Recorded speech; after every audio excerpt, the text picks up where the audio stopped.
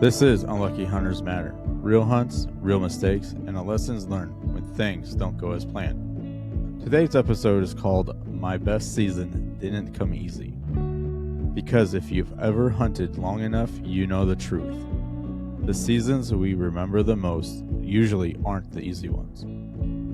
They are the ones that test your patience, the ones that humble you. The kind of seasons where the wind never seems right, the pressure never lets up, and every opportunity feels like it slips away before you even realize it was there. And somehow, those are the seasons that end up meaning the most. This past season taught me more than any season before it.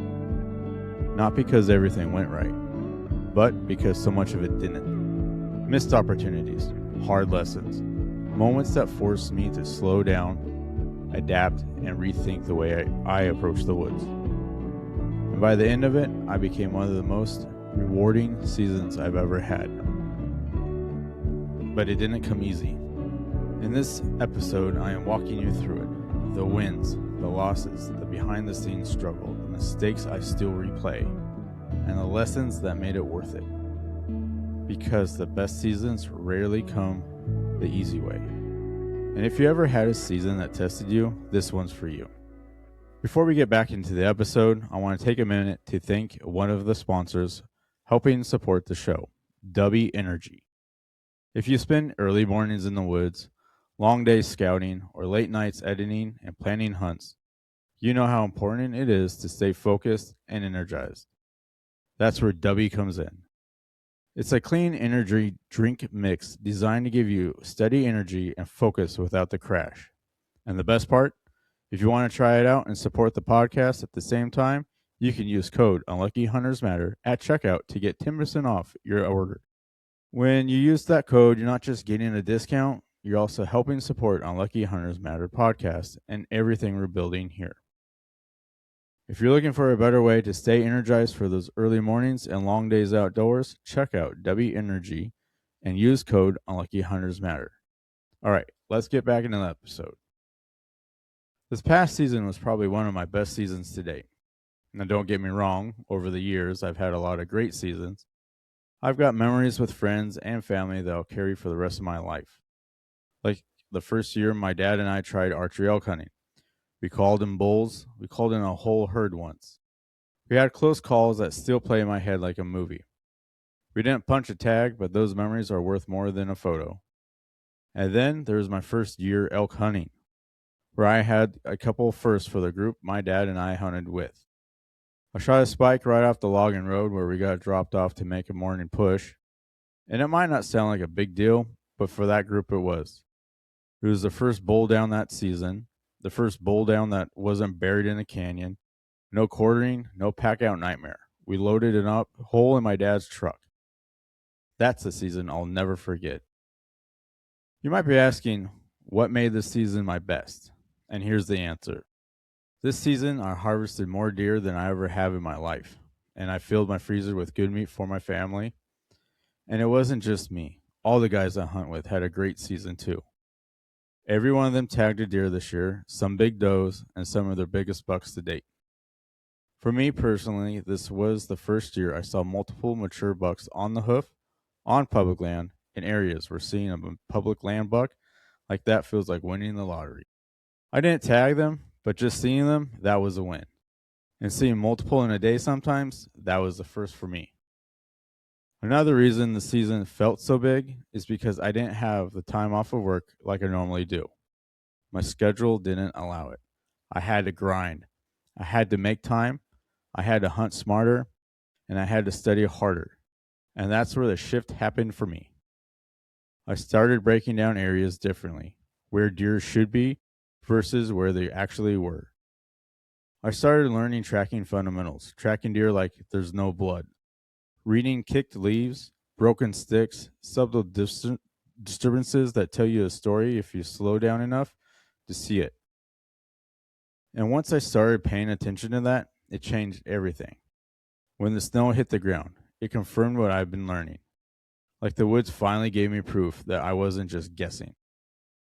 I also started paying more attention to the wind direction and less attention to scent killer.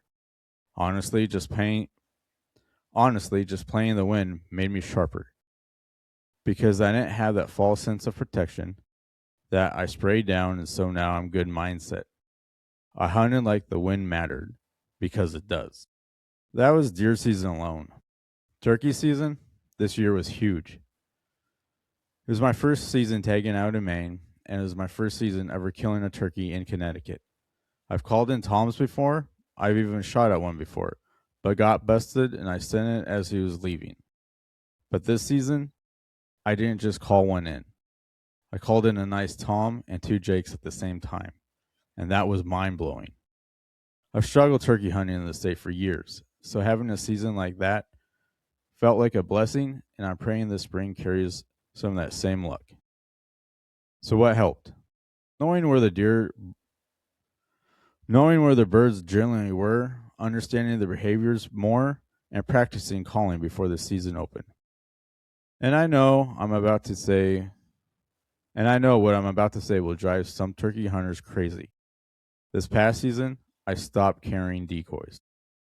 They're too bulky, too noisy, and too much setup time, and it forces you to hunt one spot instead of staying mobile and adapting with the birds, especially when you're carrying a shotgun and camera gear. I also ran a scope on my shotgun this year, and I used TSS. And I'm telling you right now, that ammo is impressive. If you haven't tried it, I recommend you run it at least once, and you'll see what I mean. So what went wrong behind the scenes?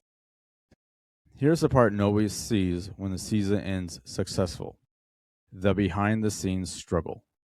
And honestly, I don't even know where to start because it felt like everything went wrong.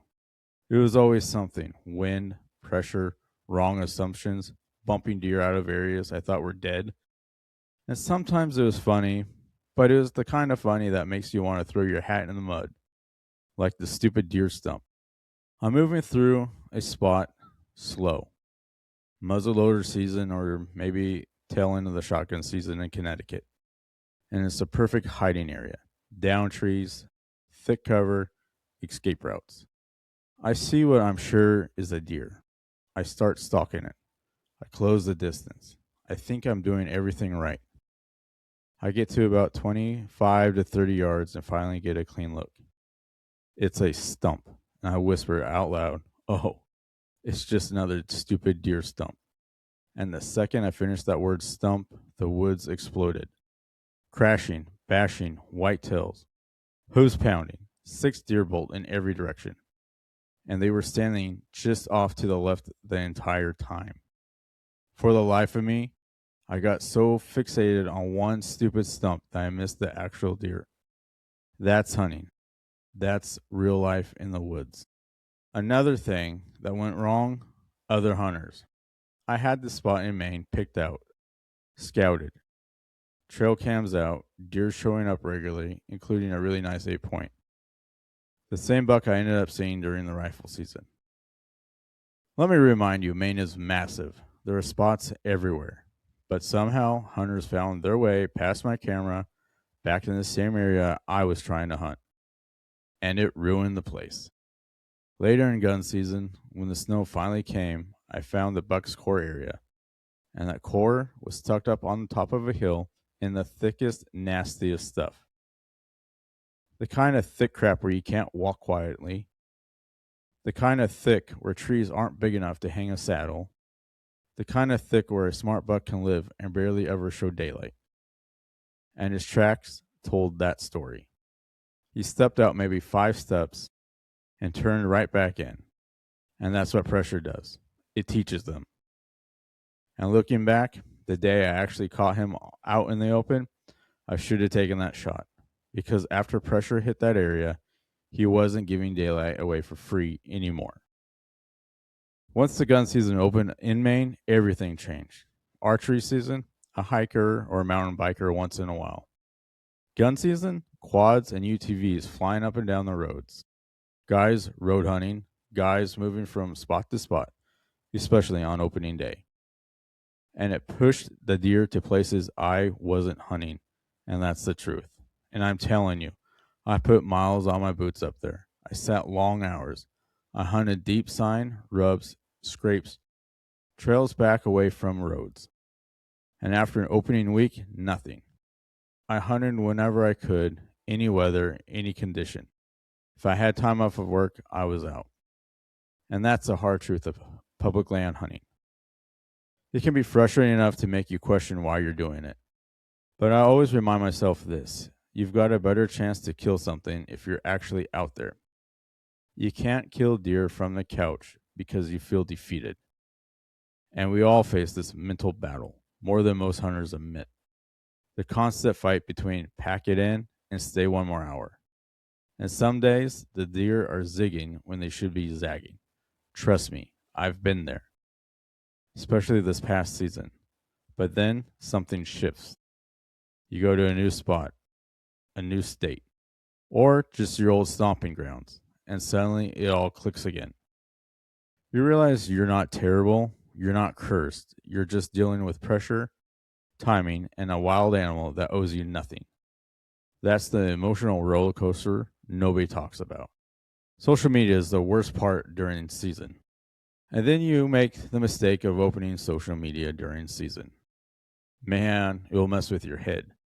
It feels like everyone out there is slaying deer or elk or whatever they're chasing. And meanwhile, you're over here grinding, just trying to find a single fresh track. You're working your tail off to find deer that are dodging pressure. And you open the phone and there's a guy holding a 10-point. And sometimes what gets me is some guys don't even look happy. Not a smile, no spark, just a photo.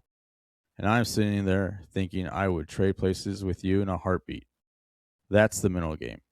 If you don't control it, it'll eat you alive. Mistakes that still bother me. Even with all the success this season brought, there are still mistakes that live rent-free in my head. Mistakes that still bother me, even with all the success this season brought. There are still mistakes that live rent-free in my head. And I've got 5 that still bother me. Mistake number 1, Connecticut archery opener. Opening day in Connecticut, I'm in that harvested cornfield I've talked about before. Ladder stands about 20 yards off the edge, right near the public and private line. Deer come off the private late afternoon in the field. I know it. I've hunted it enough. About 20 minutes before sunset, I see movement by the creek on the private. It's a deer, and I think it's a doe. It starts walking in my direction. Light is fading underneath the tree cover. I grab my crossbow. I'm ready for it to step out in the public. In my head, I'm picturing it walking through the perfect gap between 2 trees. It doesn't. It slips through a different gap. I'm adjusting. It's moving. Low light, scope shows deer, but I can't see everything as clean as it needs to. I pick what I think is the money spot and I send it. This deer runs out into the field. I see tissue hanging. I think it's a long shot. I climb down, try to spot him. He's at the edge of the field, heading back into the woods.